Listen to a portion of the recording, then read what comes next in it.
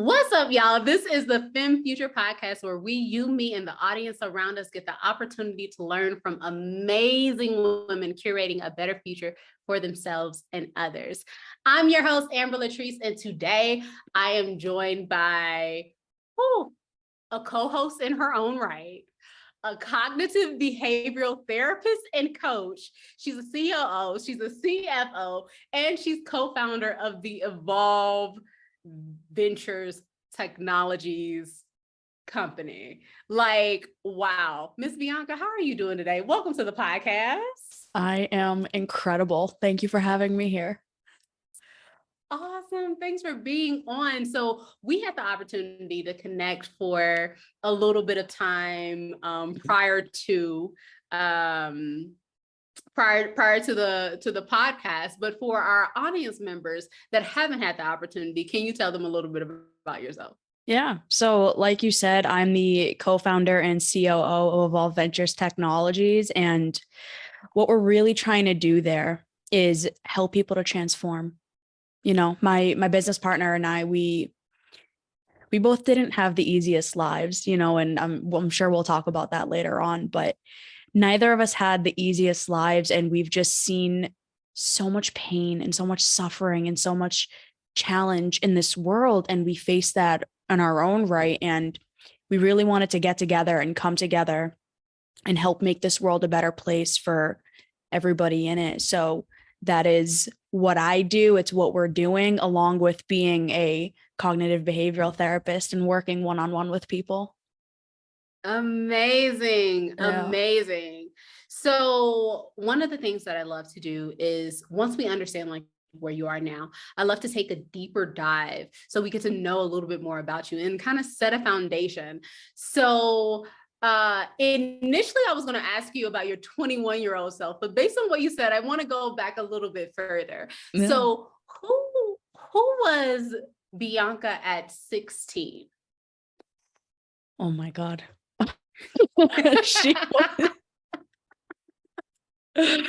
Oh, I have so much empathy for Bianca at 16. I have so much, honestly, a lot of sadness for her. Yeah. She was so broken. She was so unbelievably broken. Like, she desperately and deeply believed that she had no purpose in this world, that she was completely and utterly worthless, that nobody was ever going to love her, and that her life truly did not matter. And so she made a lot of really, really bad choices in who she let in her life and how she let them influence her and what she did in order to keep those people in her life, because having somebody was better than having nobody, even if they're abusing you, even if they're manipulating you, even if they're the reason why nobody wants anything to do with you. Because at least having someone was better than having nobody. And so she was deeply insecure, deeply fearful, and very easily manipulated. Wow. So this is a personal question. It's okay to say that you don't want to go there. No, absolutely.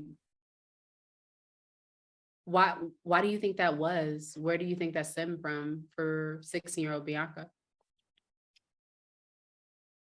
It came from never feeling loved in my family. Wow. And throughout, like, from as young as I can remember up until being 16, I was told in one way or another that I was a problem, that I was the problem child, and that I needed to change. I needed to be different. I needed to be what everyone else wanted me to be in order to be good enough, and in order to be loved, and in order to, you know, to matter and to be treated well. And so kind of growing up with that and being taught that, shown that, have that basically just represented to me in every way, I was basically conditioned to that, to no one's going to love you unless you are what they need you to be. Nobody's going to want you around. No one's going to like you. No one's going to talk to you. If you're not basically chameleoning, whatever that word is, yourself. I understand. Yeah. In order to be okay enough for someone else. And so that's exactly what I did. So like I was bullied in school because of this, because I couldn't keep an opinion.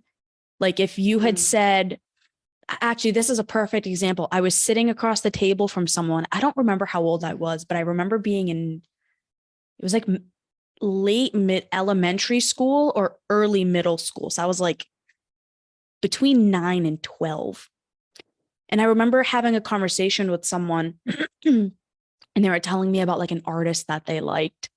And I was like, oh yeah, I like that artist. And then a second later, I now know they were like playing games and they were like, oh, actually, I don't like them. And in that same second, I just agreed with them. I was like, yeah, you know what? You're right. They suck or whatever it was. Wow.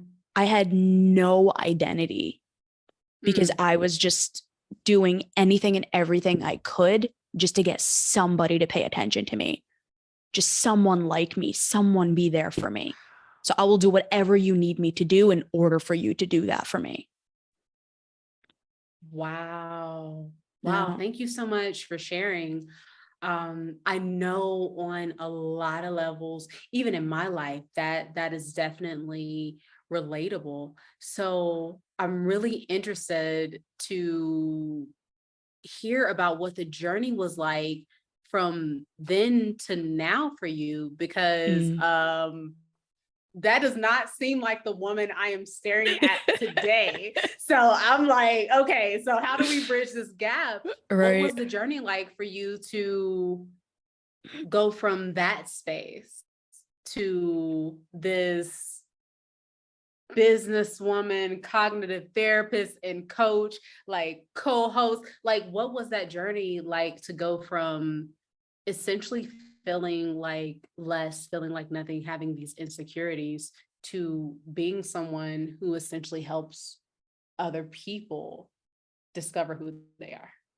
Yeah. So throughout all of those experiences that I had, what really was at the root was I just loved people so much and I just wanted to be loved back. Like I was always that kid who I like, part of the reason why I think I was outcast as a kid was because I wasn't that normal kid that just wanted to like goof around and play around and whatnot. Like I was a very wild and like rambunctious child, but I was also that kid that wanted so deeply to just connect with people. And when you're a kid wanting to do that and no one else does, it's like, all right, they're a weirdo. Like, don't talk to them, don't be around them. But growing up as I got older, it started being a positive thing. And it always followed with me. So I was in that relationship, that abusive relationship, for 4 years. So from 16 to 20. And it almost cost me my life. Like it was horrible. And I was like kicked out of my house multiple times. I left home multiple times because I grew up in a very Catholic Middle Eastern family where it's like, you don't date, especially being a girl, and you're like ruining this family. So like you need to go. And it was a really traumatic and chaotic time. And so I ended up getting out of that, and I'm trying to find myself. I'm trying to learn about myself. I'm understanding my sexuality. I'm understanding my identity. I'm just trying to find out who I am, because up until that point, Bianca wasn't a person. I was what anyone else needed me to be. And I was always suppressing, always hiding, always basically just not learning about myself, not knowing who I am. But I was still so lost and I had no guidance that I kept trying to find who I was in these relationships. So I'm dating men, I'm dating women, I'm going around, I'm doing all of these things, but still not knowing myself, having no idea what I want, who I want, what I want my life to be. But like the one thing that I did have going for me, other than like my deep love for people and my love for like relationships, any sort of relationships, was fitness. So you and I were connecting a little bit before about like water sports and whatnot. I'm not a water sport person, but I was a competitive power lifter for a few years and I did really well in the sport until I hurt my back. So I was doing that. And then I also did karate as a kid. And I was also very good at that until, you know, we had to stop doing it. But so I'm at the gym one day and this guy comes up to me and he introduces himself and he's flirting and whatever. And I end up going on a date with him. And the date doesn't pan out, but he ends up becoming my greatest friend and one of my mentors. Wow. I actually live in his house where I met him. So like I now live in the house where I met him, which is, it's wild. It's a whole thing. That's wild. Yes. Yeah, it's a whole thing. And so I meet him and I was getting my bachelor's in psychology already. So like I knew I wanted to go down this field, but I didn't know what I wanted to do with it. I just knew I want to talk to people. I want to help people. I don't know what it's going to look like yet though. So I'm getting my bachelor's. I meet him. We become really good friends and he introduces me to personal development. And he also introduces me to his business partner, Alan. So the person I originally met, his name was Kevin. His business partner is Alan. And they become my greatest friends and my mentors. And they start helping me learn about myself and learn about personal development and have a deeper understanding of like psychology and the human condition and all of these incredible things. And I'm just mind blown. I'm like, I can't believe all of this stuff is happening and everything that I'm learning. It's unbelievable. It was so surreal. And I think the most surreal part of it was these were the first two people who ever actually cared about me.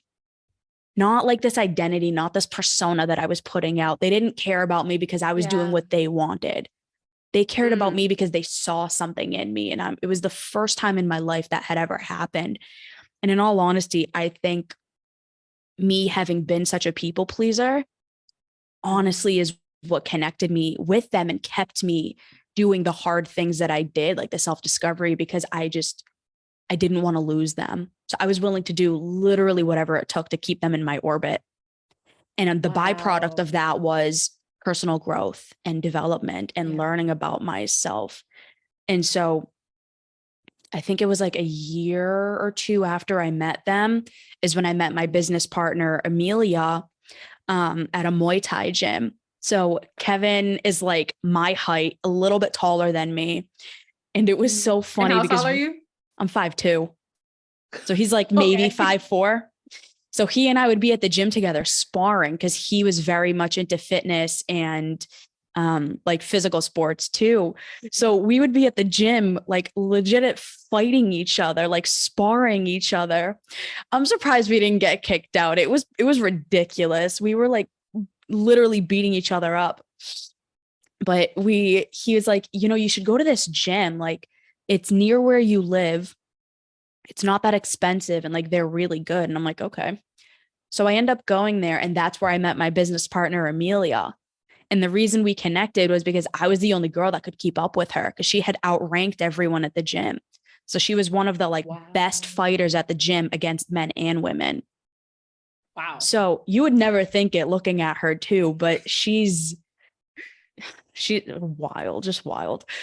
So we become really good friends because I'm the only one that can keep up with her. So we're like sparring and we're talking and we start hanging out and we develop this incredible friendship. And so she eventually tells me, you know, she wants to start a podcast. She wants to have her own business. She wants to do all of these things. And I'm like, well, my two best friends have a podcast. Like part of their podcast and their business is helping other podcasters. So like, why don't I send you over to them? And that eventually transpired into her wanting to start a podcast, wanting me to join with her. And then this entire business started. So that's where the origin of what is now Evolve Ventures came from. There was more stuff that happened afterwards. Like I fell into another really toxic relationship. And it was just another really horrible situation that almost led me to lose all three of them. because they were like, you're becoming this person that we don't know and that we don't like, and you're ruining your life. And they're like, we're not going to have any part of it. And eventually I ended up leaving the person that I was dating. And I had to completely bring myself back. I had to completely go through that journey that I had been avoiding for so long. Because like I had a podcast, I had a business, I was coaching people, I was doing all of these amazing things, but that core root of that unlovability and unworthiness, I still hadn't worked on it enough to where I wasn't going to make bad decisions for love. And so after going through that final heartbreak, after almost losing the 3 people that loved me more than anybody, like genuinely more than my parents do, and I know that with certainty, I almost lost them. And I was like, I can't do this again. I will never let that happen again. And so I did all of the work on myself that I basically help everyone else do. And it helped me to completely transform into who I am today and who I'm trying to evolve into. Wow. Wow. Oh my goodness. You took us on such a journey. Like you've gone through the space of, this is where my insecurity is, clinging to love at any point, going through the space of what seemed like enough healing to receive this healthy love from friends, and then kind of dipping back in. Like, I like to say that some of these journeys are a little cyclical. Like, so you like got the healing that you needed to like learn and be exposed to what like that good, healthy love was, but maybe not the healing that you needed to not make that decision again. So for you, when you got back into this toxic relationship, what was it like to get to the point where you're like, okay, we're back in the cycle. We need to step out of the matrix, as some people call it. We need to step out of this cycle, and we need to get back to us. What was it like for you to come to the place of making that decision? Because I imagine that there's a viewer listening right now that is in a toxic relationship that they need to step out of. How did you find the strength? So when me and this person got together, it was actually a few months after we started the podcast. So Amelia and I started the podcast in March of 2020, which is right when the pandemic happened, like right at the beginning of the pandemic. So our business right from the get was an online business, the podcast, because that was how the pandemic was. We couldn't meet in person. And her background is in business and IT. So it was like, well, this is a perfect opportunity. We want this to be an online business anyways. So we might as well just start it this way. So she and I started the business. The podcast was initially called the Y Power Podcast. But with Amelia's background in IT, she's like, everything is going to be going to audio. This was like a year later. She's like, everything is going to be going to audio. And we need to make sure that like if we say Alexa or Siri or whatever, that these automations are going to be able to like go to the site, right? So if I say like, hey Siri, play the Y Power Podcast, my Siri just went off too. What happened was it was saying the White Power Podcast, and we're like, oh, that is not what this is. No. That is not what this is. So we were like, we need to evolve. We need to transform. And the name of this podcast definitely needs to transform. So what are we going to name it? So we ended up naming it Evolve Ventures. And there's a deep reason for that, which we can get into later. But so we start the business, and a couple months later, it was in July, I had met this person at a party at my cousin's house. So I was like in my personal development mode at that point. Like, never went out, never went to parties, never did anything. Like I was just in a cocoon of self-development because I had gotten out of another bad relationship. like 8 months before that. And I was just like cycles, right? hello. And I was just like, all right, something needs to change. Like this needs to stop. I'm in this like cocoon of personal development, but it was my cousin's birthday. I hadn't seen them in a long time. And she's like, please, like, just come for a half hour and then you can leave. And I'm like, okay, fine. So I go to the party. I see this person. She walks in and something in my gut was like, something's going to happen with this person. I don't know what, I don't know what's going to happen, but something is going to happen. And we eventually ended up talking. And a couple months into us talking, my very Catholic, very Middle Eastern parents find out. And so it ends up being so bad living at home that I left. And it was the middle of the pandemic. I had never lived on my own. I was so codependent on my parents because that's how you're brought up in Middle Eastern families, right? They don't teach you how to do anything, basically, because it's like, let us take care of you, let us do everything for you. But by doing that, you don't learn how to do anything. So I had no independence, no autonomy. I had no idea how to go get an apartment. So I end up moving in with this person, not realizing how bad of a relationship it was going to be because I barely knew her. And I was just in such fear mode that I just ignored everything. So it honestly wasn't until 6 months into the relationship when things finally started to settle down that I started noticing these patterns, because I was starting to now feel safe enough to get back to who I was and to who I wanted to be. Because I had just completely like become a shell of myself. I was in fear. I was in a new environment. I was, still trying to grow my business while like not knowing what was going on in my life. And I was in school. So I'm like trying to do all of these things. And I was just so lost that I wasn't even realizing how toxic this person was. And 6 months in is when I started noticing these patterns and started noticing these behaviors.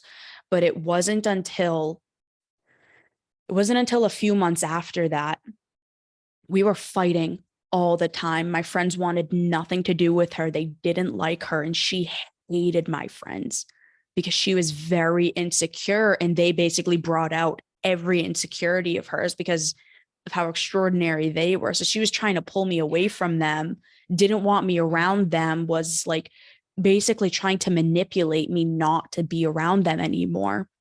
And I didn't leave until we had gotten into this really, really horrible fight this one day where I was going to have like a coaching call with one of my mentors later on that day. And she just started making comments about it. And that led into this horrible, horrible fight where I'm about to jump into the shower and I'm completely triggered, completely just like blacked out. And I'm screaming with this towel around me, curled in the corner of the, like next to the toilet, just screaming, get away from me, get away from me, like get out of my face. I'm surprised I didn't hit her because I was like so triggered and so pent up. Like I've never hit anybody, but when I was younger, I used to get like that. And I became very violent because I had no idea how to handle my emotions. And it was like, I was triggered back to that space. Wow. So I'm like in this space and I'm screaming, crying, get away from me, get away from me. And it was that made me realize like, what the hell happened to me? How did I get here? How did I let myself get to this point? And it was that finally made me leave, because it took that horrific moment for me to wake up and be like, what am I doing to my life? I'm not this person. Like all of those old beliefs, all of those old things that I knew about myself of not being good enough and being unlovable and whatever. It's like, I'm that person again. And I know I'm not that. I know I'm not meant to be this person. So like, what am I doing? So I finally, after that, I was like, I can't do this anymore. I'm done.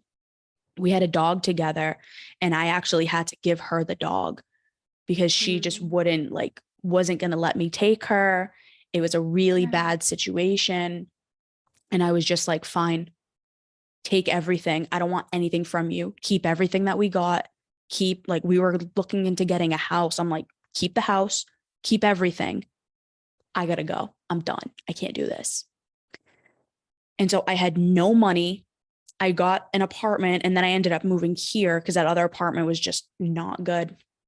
But so I ended up moving into this space, and I was just like, I have to rebuild my life. I lost a bunch of clients because they didn't want to work with me anymore because I was with that person and I was changing. So like I almost lost my business. I lost my clients. I lost like basically everything, and I had to rebuild from scratch. And thankfully, you know, my mentors and Amelia stuck by me, and they stuck with me and helped build me back up.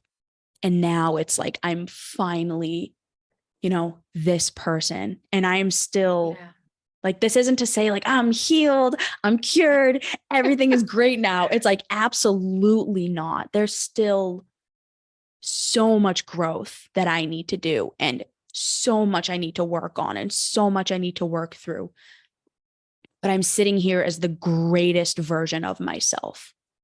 And I know it's only going to get better because I finally learned the lesson that all of those experiences were trying to tell me, which was you need to figure out who you are. You need to learn to depend on yourself and then go from there. And so that's what I ended up finally being able to do after 26 years of just madness. Wow. Wow. Thank you for sharing. Thank you for your vulnerability.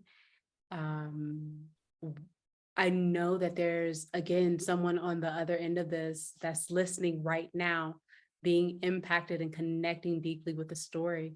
So what advice would you have for them as they're embarking upon their journey? And I guess I don't even have to specify them, any of us, as we embark upon our journey of truly discovering who we are. So taking this from a CBT, cognitive behavioral therapy lens, and I going through this, I will answer your question.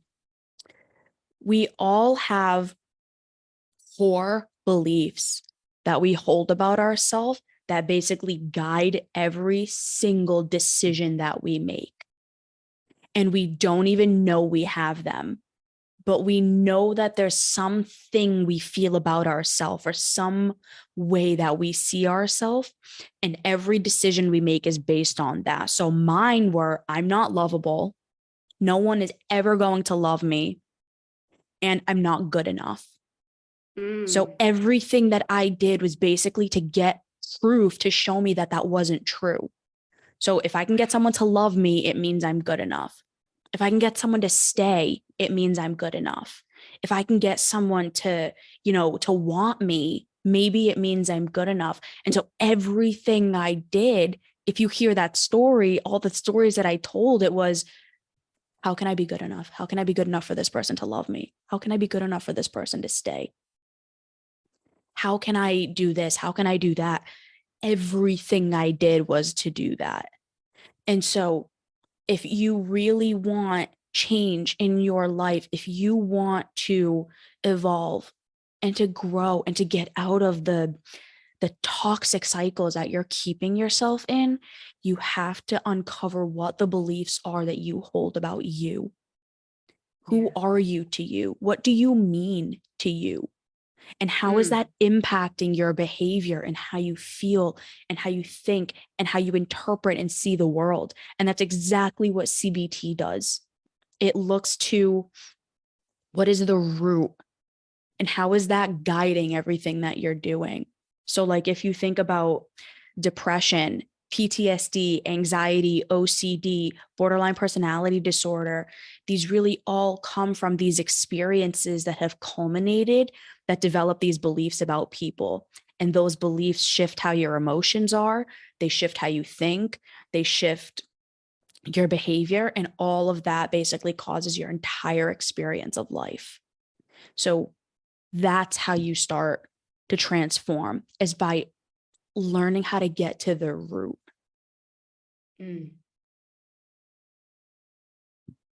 Wow. So where can anyone that just like really like that message just really resonated with, where can they go? How can they get started? What is the first step that they can take in this journey to discovering them? Look for a CBT therapist. Honestly, CBT is one of the most evidence-based, proven like types of therapy, or types of just the types of therapy that actually makes real change. It actually produces results. And so Amelia and I'm a licensed CBT therapist, and she spent her entire life studying it. So this is exactly the work that we do with our clients, and that we do with the people in our community and through the podcast and everything. So if you can find a CBT therapist, find a CBT therapist. If not, I would suggest coming to us and to Evolve Ventures, because it's exactly the work that we do. But there's also a ton of resources online that you can find and you can look for. But honestly, I didn't do this journey alone, and I would not suggest someone to do it alone. Don't try to do it yourself, because you can't see your own patterns, especially right at the beginning. Wow. Normally I would transition into my favorite question, but not really feeling that right now. So you mentioned that one of the ways that they could do this is through your organization. So can you before we like continue on to like my favorite question and stuff like that, can you tell us a little bit more about your organization? Yeah. So again, originally the podcast was called the Why Power, not the White Power, the Why Power podcast. Oh my goodness. And we originally named it that because we had this really deep understanding that the reasons and then the meaning that we give to things are what dictate what we do and how we do it. And so if you can really understand why you're doing something, why you feel something, why your life has been what it has been, you can start to make change. So it's really in the meaning that you give to things. And that transformed and that evolved into Evolve Ventures, because we're all evolving, we're all growing, we're all changing. That's never going to end. And we want that to be an explorative journey, a venture, right? An adventure. We want people to understand that, change is possible. Growth is possible. Being everything that you want to be and that you could possibly be, it is possible. We've done it. Like, I am not an extraordinary person, right? I'm not someone who was just, I think I'm kind of extraordinary. I appreciate you. I'm not someone who was born that way though. Okay. I was I wasn't, I'm not like Kobe Bryant. He was just born extraordinary, right? Oprah Winfrey, Tony Robbins, my business partner, she's a literal genius. Like, was predicting the future at 3 years old. She has a story where she literally predicted something would happen, and it happened. And her family was like, what the hell? Are you okay? And she's literally a genius. I wasn't born that way, but I became that because of the things that I did, because of the choices that I made, because of who I surrounded myself with. And so it can be taught. And we believe, honestly, it's our duty. We have a responsibility to help people do that, because the world cannot evolve into what it should be if we don't. Like, there's so much suffering in the world, so much unnecessary suffering, because we are not breaking these generational cycles that are just perpetuating trauma. And so that's what Evolve Ventures is really trying to do. We are trying to help people break the cycles that are keeping them stuck in these trauma patterns, in these trauma cycles that are making this world a worse place. Wow. Whew. Wow. So in the space of you guys trying to make the world a better place, or a better place, or if I can pull from our language, trying to curate a better future for yourselves and for others. If you had the opportunity to talk to your future self, if you had the opportunity to talk to your 100-year-old self, what do you hope she'll tell you about the life you live? When you asked me this question originally, the first thought that came to my head, remember how I said that my deepest fear when I was a kid was that I wasn't good enough? Yeah. Honestly, I think the thing that she'll tell me if I were to have a conversation with her is that I always was good enough.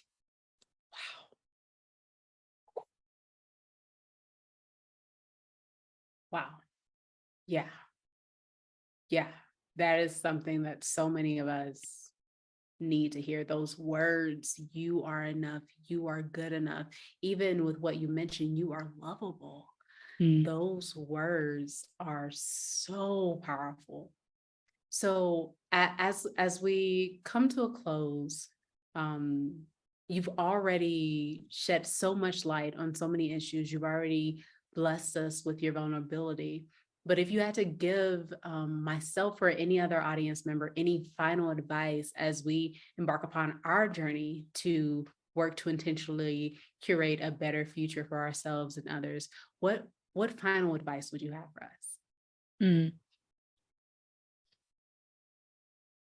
I think the final piece of advice that I would give is that the only thing that is truly keeping you stuck where you are is the beliefs that you're holding about yourself. Because that's what it was for me.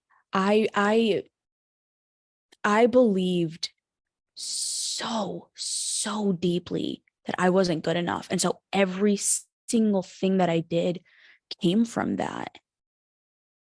And so if you can learn, like really, really learn, what are the things that you're telling yourself about yourself? What is the story that you're holding about yourself? If you can learn that and start to make small pivots towards that, because that's how change happens. That's how evolution happens, right? It's not some radical transformation. It's these small changes over time that eventually will create everything you could possibly imagine. And so if you give yourself the permission to do that, to have the hard conversations, to do the challenging reflections, to do, all of the stuff that most of us run away from, that I ran away from for so long. Yeah. You can transform and you can evolve into whatever it is that you want to be. And the only reason I come on these shows, honestly, it's not to sell anything. It's to perpetuate that message, because I did it. I was broken. I was hopeless. I didn't have any value in the world. But I changed because I did this work. And so if I can do it, I know without a shadow of a doubt anyone else can too. Wow. Wow. Such a powerful, life-changing message. For any audience member that wants to continue this conversation, can you please tell them where they can find you? Yeah. So my Instagram and TikTok are both Evolve with Bianca. You can also follow Evolve Ventures on Instagram, or join our private Facebook community, Evolve Venture Society. There's so many amazing people in that group who, came to us for that exact reason. They want to transform, they want to change, they want to maximize their potential and be the best that they can be. And so that's an incredible space for people to go if you want to do that in a group of other people. Ah, So amazing. Thank you so much. Oh my goodness, Bianca. Thank you so much for being on the podcast. This has been amazing. Thank you so much for having me. Honestly, I'm very grateful that I get to be here. Of course, of course. Can't wait to have you back. And thank you so much for everyone for tuning in. Until next time, let's continue to engage, encourage, and support each other as we work together to curate a femme future.